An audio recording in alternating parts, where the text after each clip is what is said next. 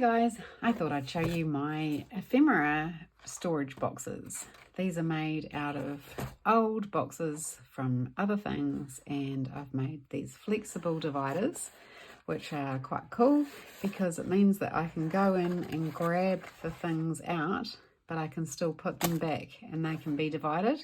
And I just find it really cool to be able to do that because I've got them all separated, biggest in with, you know, the bigs and the littles and the mediums, or the singles I should say, singles and groups I've got over there. And these are some tickets I've punched out. No, I just find that the rigid storage systems can kind of mean that you're getting your stuff out, and it's not easy to get out unless you've got some flexibility in the dividers. And then this one here, I've got my chipboard quotes here, and then I've got all of my found relatives, and I've got the mediums in one slot and the big ones over there. And like I say, I can make the dividers to fit what I want, and they're flexible so that I can, you know, go in and grab them, go in and grab this lot, and it's not like really hard to get into, and I love that. So I've got some tickets and things that I've made. I've got some ephemera in here, Tim Holtz ephemera, and most of it is Tim Holtz, and some, I don't know, labels and things that I've chucked in there that sort of go, and then the bigger ones over here. And then I have covered it with that's actually packaging off of the old Tim Holtz 12 by 12 papers, and that one's got quite a big border because I was just using the packaging up. This one I was quite happy with this colour box, so I left it plain. And then I've got another one, and I use this one for the botanicals, and so that's got one sort of it's flexible, but it's more rigid because it's divided between these two. And then it just means I can go on with my big clumsy hands and grab them, and it's flexible, so that's cool.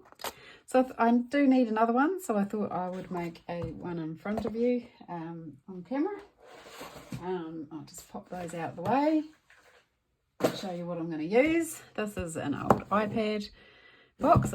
So what I have done, I have used this for making all sorts of covered boxes. This one here, for example, I'm using for pencils. I have used Tim Holtz paper again, and that was an old coffee box, a Vietnamese coffee box. This one here is, well, that's actually an iPhone box. You can see it on the back. Yeah, and I just put my letter stamps in there. And yeah, so that's what we do. So, and this one didn't, it had a nice colour to it, so I left that. But most of the boxes that I've done, I've put black masking tape, and therefore they're sort of all uniform and they all match no matter what was on the bottom or what they came from. Like that one's got yellow on there, so we wouldn't want to see that. So anyway, this is what I do, and I've got the masking tape. I did get this idea off somebody else on YouTube years and years ago, and I can't remember who that was now. Got a bit of dirt there. Can't remember who that was now, sorry, but I was inspired to do that by whoever that was. I just looked up how to make boxes actually, and it was making boxes because I've made my own boxes with this technique as well. But this is how I do it to repurpose boxes. So this is just quickly and easily colorizing the edges of all the edges of your box, which is really cool. So we just want to roughly sort of measure that one a little bit bigger. Actually, I do a bit bigger that side.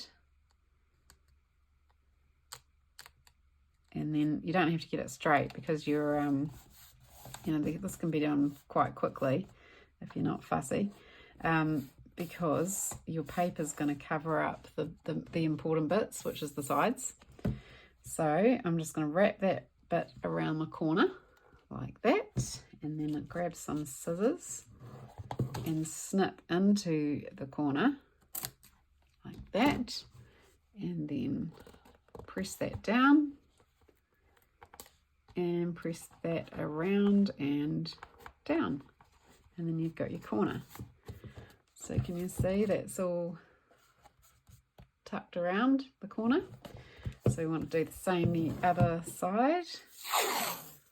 And like I say, this is black masking tape. You can get this at any stationery store.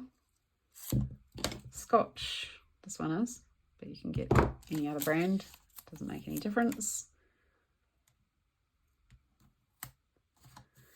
Just to give you a uniform look.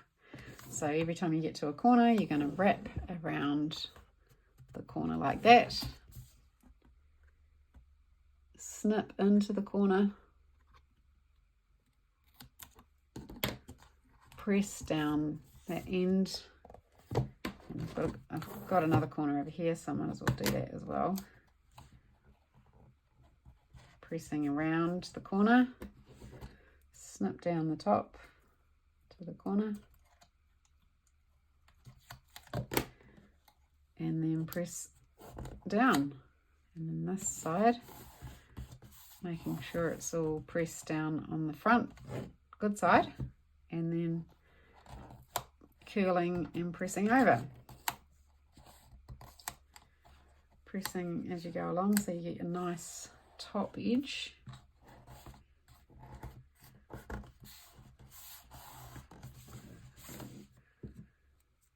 And same for that side, and I want a corner piece here, so it can be a bit short that side.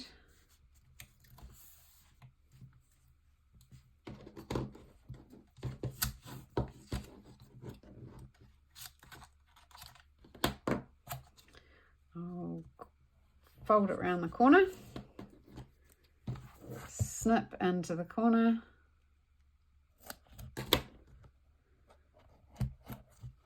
and if you find your corners aren't perfect, you can snip a little sort of a wedge like you would for covering a journal. Just sort of snip a little wedge off if you like it to be a little bit more perfect, and then curling it again over so you've got good contact with the edge of it, the ledge edge, and then you're curling it right round. And now we've got to do each corner and the bottoms. Same deal all the way around. Doesn't have to be straight because we're going to have straight pieces of paper. So I'll just go ahead and do all of those and catch you in a minute.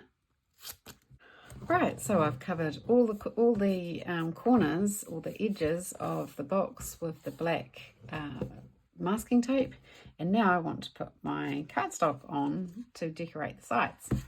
So I've chosen some old Tim Holtz scrapbooking paper, the 12 by 12 pads that he used to have. Wish he still had those, but he doesn't, so that's that. And if you want to do the edges, you can distress your edges.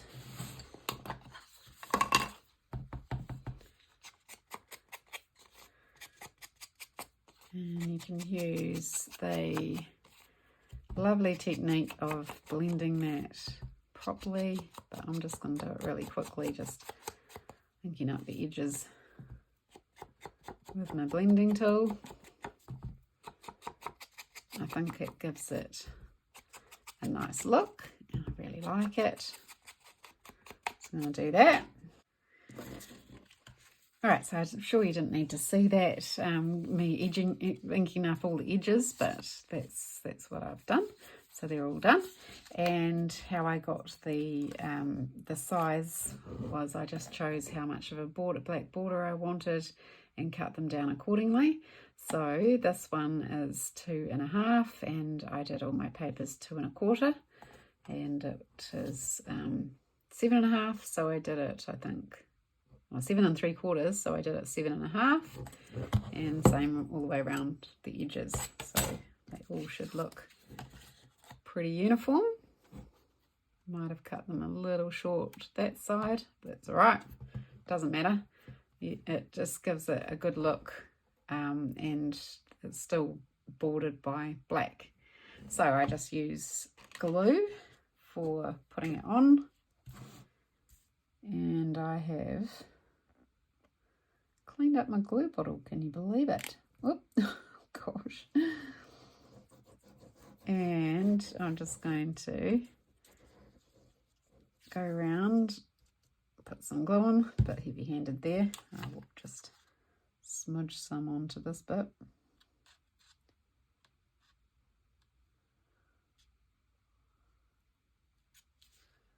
Yep, so there you go. That's a short side or a long side? It's a short side. Decide what way around you want your paper, depending on the pattern, and smooth it on there. This art glitter glue dries really clear and matte, but you can still give it a wipe off if anything splodges out, because I was so heavy-handed there. And then just do the same with all the other sides. Right, so that's my beloved Tim Holtz paper being used on a permanent box that I get to see all the time, which is really cool. Now we just need to make the dividers. And what we need to make are things that look like this. So they've got a divider wall, and they've got 2 flaps either end to glue them down to the bottom of the box. So we just need to measure the top of the box, and it's about 2 1/8 inch. So I would like it to be at least 1.5 inches, and I think this one is actually 1.5 inches, but it's just not the right length. You will work that out by just working out the height of the divider that you want. So I want mine 1.5 inches. So I want 1.5 inches times 2, so that's 3, and I want around about 1 inch of flap. So I want another 2 inches on top of that. So I want 5 inches. So 9 3/4, 9 3/4, and 7.5. Write that down so I don't have to recheck. 7.5. I will recheck. Yep, that'll do. So I'll just go and cut those strips for you, and I'll be right back. Okay, so now I've got my strips cut. They look really wide, don't they? But we're going to make them folded over, so we need them wide.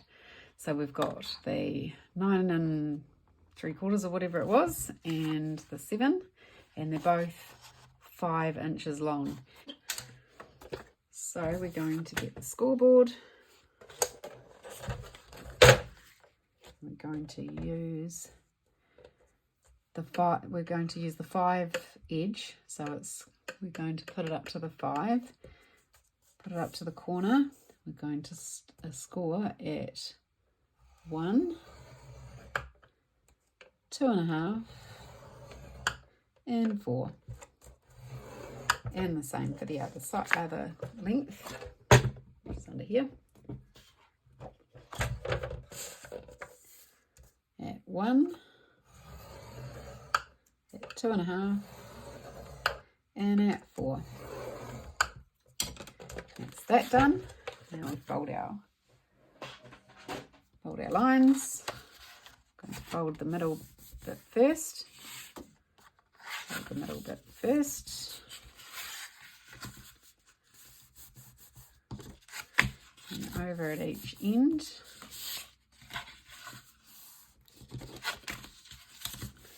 And we can burnish that down with a bone folder to make it a little bit easier.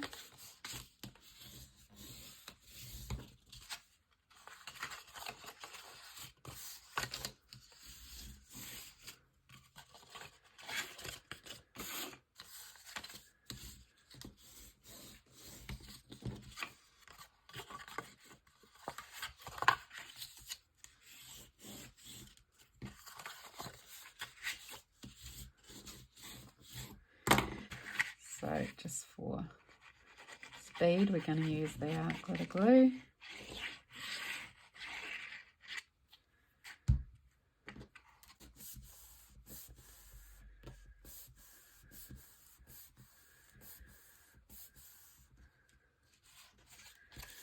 Now I think I'll use the double-sided tape like I did before on the flaps. And I want just close up to the edge as I can make it.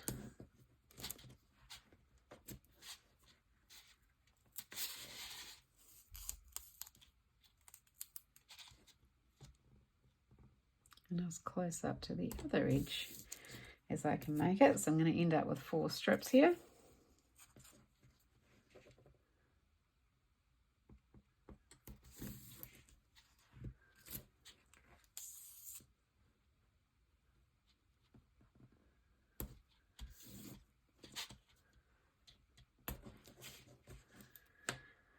And now this one side, I'm going to make the more sturdy side.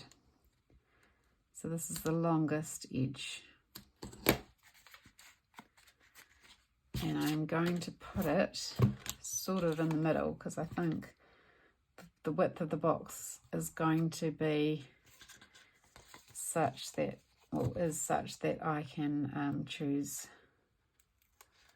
it to be fairly even, whereas the other ones were bigger, and I specifically did it for the Tim Holtz ephemera, and I measured it around that ephemera, and you can do the same too. So if you've got specific types of ephemera that you are trying to organize, you can set the size around your ephemera rather than having the box rule.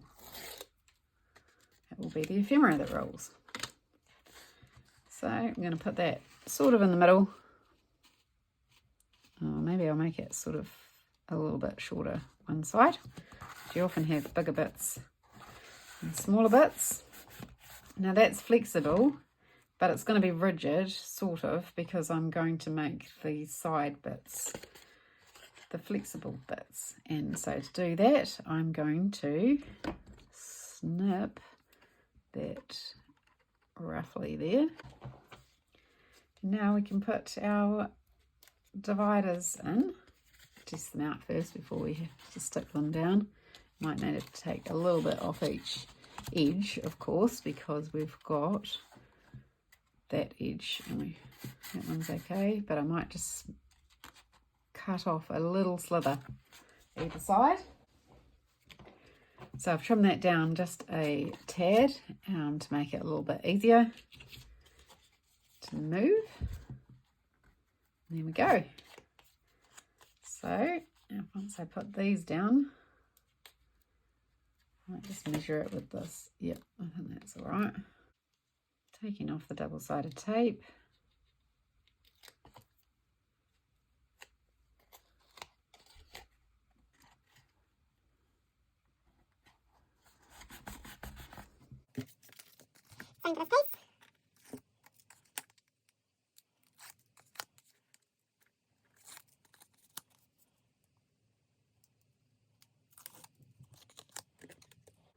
And there you go, it's all done. I've got my flexible ephemera holder with the decorated sides.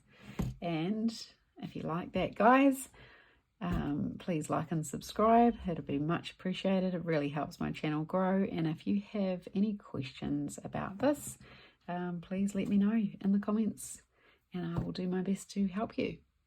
Bye. See you next time.